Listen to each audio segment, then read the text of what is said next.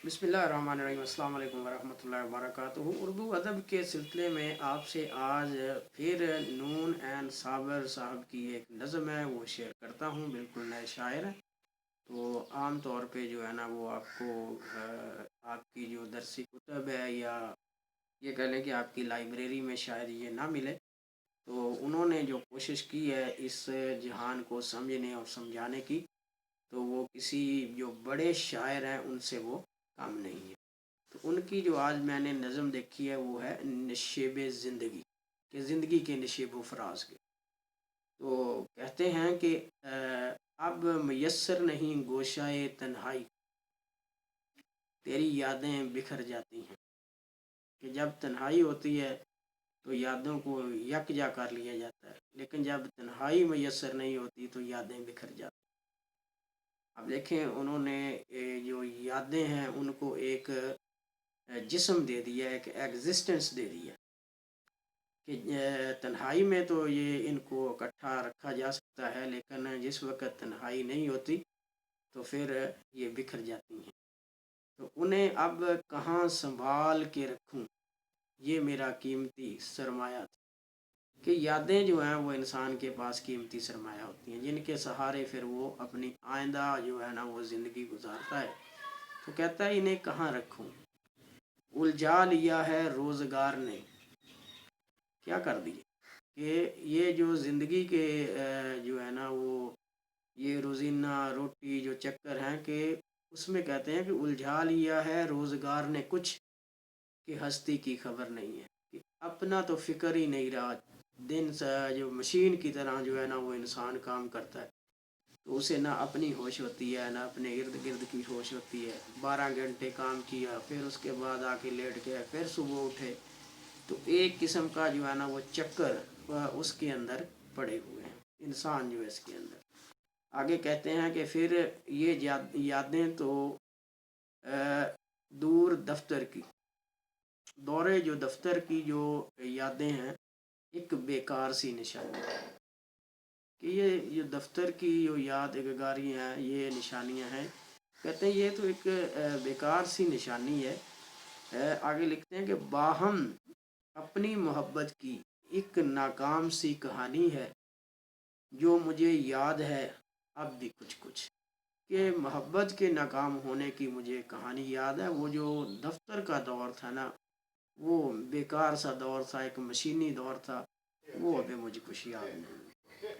तो आगे कहते हैं कि शायद मैंने तुम्हें चाहा था या फिर तूने मुझे चाहा होगा, या फिर हम दोनों ने एक दूजे को, मगर राह में जालिम दुनिया बन गई आहनी दीवार। ये अक्सर ऐसे ही होता है कि दो चाहने वालों के दरमियान दुनिया दीवार बन जाती है।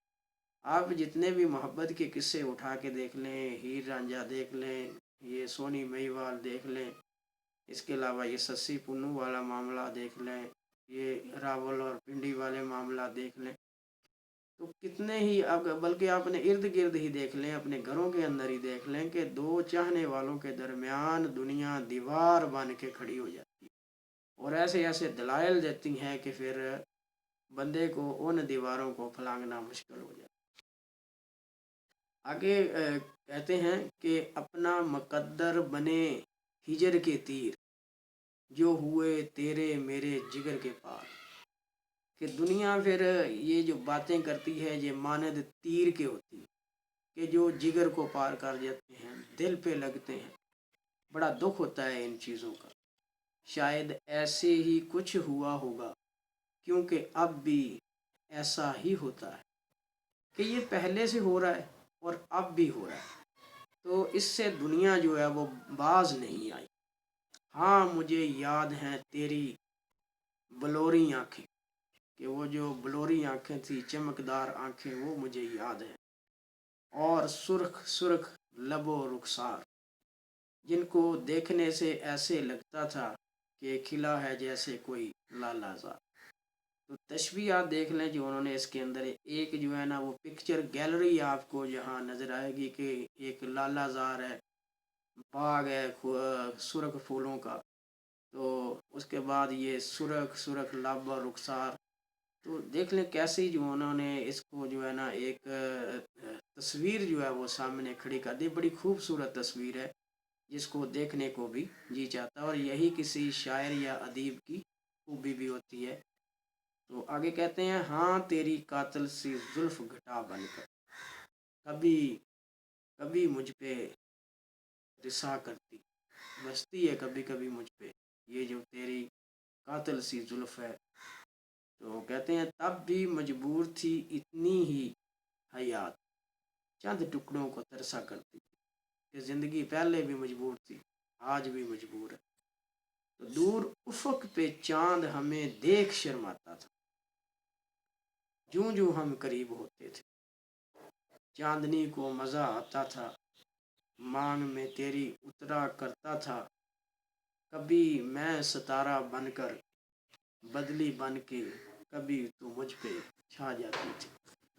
تو یہ سارا ایک منظر, ایک جو ہے نا وہ قصہ جو دیکھ لیں, ایک تصویر جو ہے نا وہ مصوری دیکھ لیں, تو گیلری آپ کے سامنے جو ہے نا وہ تصویروں کی وہ آتی ہے, تو آپ دیکھتے ہیں کہ ایک سما جو ہے وہ بن جاتا ہے, چاند چمک رہا ہے اور اس میں پھر دو عاشق جب ملتے ہیں تو پھر صورتحال کیسی ہو. آگے کہتے ہیں ڈھونڈتی ہوئی تسکین قلب جانے کہاں سے آ جاتی تھی, اب تم ہو نہ کبھی آئی بہار, کہ میری بہار تو تم ہی تھی وہ اب کبھی نہیں آتی, نہ ہی چاند چھپ چھپ کے دیکھتا ہے ہمیں, تاریک دنیا میں ستارے کا تصور بھی نہیں, کہ دنیا اتنی تاریک ہے, گھپ اندھیرا ہے کہ یہاں ستارے کے چمکنے کا بھی تصور نہیں کیا جا سکتا. نہ ہی تسکین قلب کا دل میں خیال, بس ہے تو فقط اتنا ہے زندگی پہ اب آتا ہے ملال, کہ زندگی پہ اب سوائے افسوس کے دکھ کے کچھ نہیں آتا, کہ اس زندگی میں سوائے دکھوں کے اور کچھ رہا نہیں ہے. تو دیکھ لیں کہ انہوں نے کس طرح جو ہے نا وہ مصوری کی ہے اپنی اس نظم کے اندر, ایک یونیورسلٹی کو جو ہے نا وہ اس کے اندر ایڈ کر دیا, کہ یہ جو انسانی جذبات و خیالات ہیں وہ کسی ایک خطے تک محدود نہیں, اس میں آپ جھونپڑی سے لے کر محلوں تک جو رہنے والے لوگ ہیں, دنیا کے ایک کنارے سے لے کر دوسرے کنارے تک بسنے والے لوگ ان جذبات و خیالات کے مالک ہوتے ہیں. وہ زبان اس میں کوئی جو ہے نا وہ آڑ نہیں بنتی, کیونکہ ہر جو ہے نا وہ علاقہ اس کی اپنی زبان ہوتی ہے, ایکسینٹ وغیرہ ہوتا ہے, تو اس میں وہ اس کو سمجھتے ہیں, لیکن چیز یہی ہوتی ہے جو کرنے کی وہ کر گئے ہیں.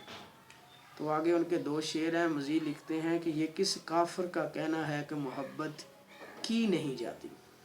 اکثر یہی ہوتا ہے کہ لوگ کہتے ہیں کہ محبت ہو جاتی ہے, تو وہ کہتا ہے یہ کس کافر کا کہنا ہے کہ محبت کی نہیں جاتی, محبت کی بھی جاتی ہے محبت ہو بھی جاتی, کہ دونوں ہی صورتحال میں محبت کی بھی جاتی ہے اور ہو بھی جاتی ہے.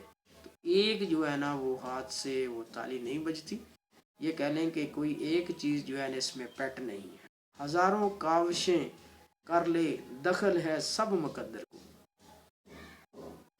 کسی جاگتے ہوئے اس کی قسمت سو جاتی ہے, کسی جاگتے میں اس کی قسمت سو بھی جاتی ہے.